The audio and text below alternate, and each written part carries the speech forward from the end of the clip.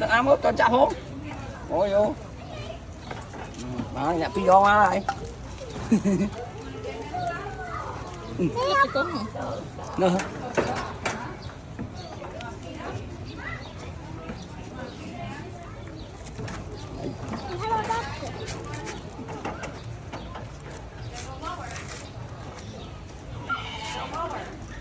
chất bon mà chất kho ở trên này sắp